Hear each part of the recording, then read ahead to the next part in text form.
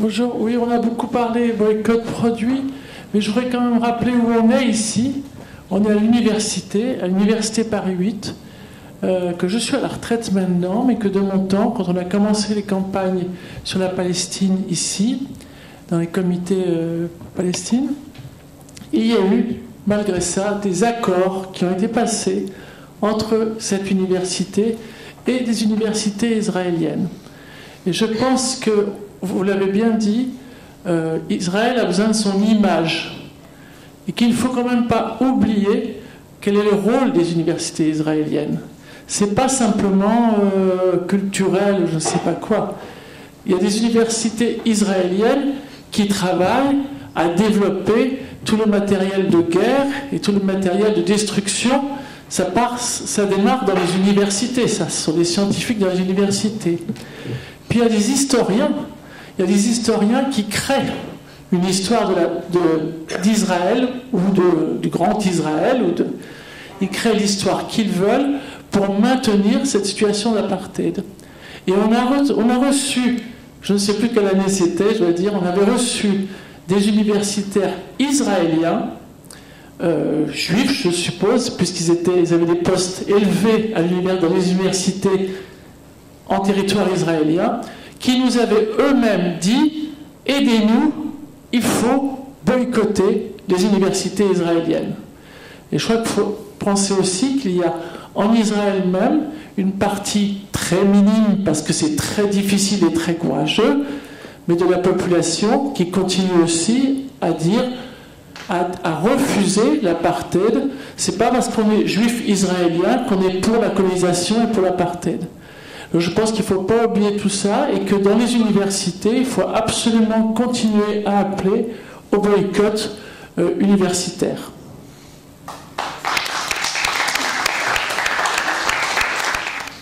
J'ai appris aujourd'hui que en fait, l'accord de libre-échange qui existe entre l'Union européenne et le Maroc avait été un peu, on va dire, mis à mal par la justice européenne, pas pour des raisons de frontières en fait, parce que le Maroc, dans le cadre de l'accord de libre-échange, commerce des produits qui viennent du Sahara occidental, qui n'est pas internationalement reconnu comme étant territoire marocain.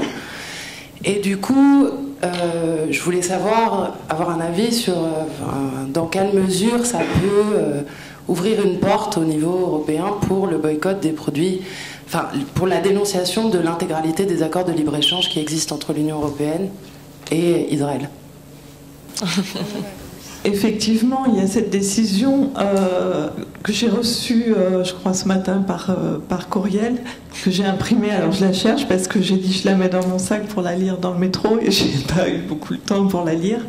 Mais effectivement, c'est beaucoup plus facile historiquement, psychologiquement pour l'Europe de sanctionner en quelque sorte ce qui est l'occupation ou pas l'occupation, je ne maîtrise pas suffisamment le sujet, mais en tous les cas la question du Sahara occidental au Maroc, et de dire mais ce territoire n'est pas marocain, donc l'accord d'échange, de libre-échange entre l'Europe et le Maroc ne couvre pas ce territoire. C'est un fait que mutatis mutandis, en changeant ce qu'il faut changer, quoi, en fait, on devrait pouvoir tout à fait transposer cette position au territoire palestinien.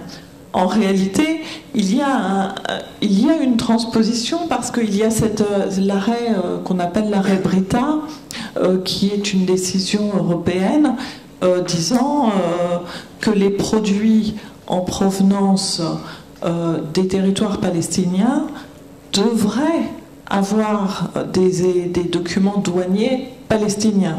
Si on prend l'arrêt dans son intégralité et si on l'interprète avec une certaine sincérité, on devrait dire que l'histoire de l'étiquetage des produits en provenance des colonies n'a pas lieu d'être parce que ces produits ne devraient pas entrer en Europe ou devraient entrer avec des documents douaniers palestiniens est sous contrôle palestinien.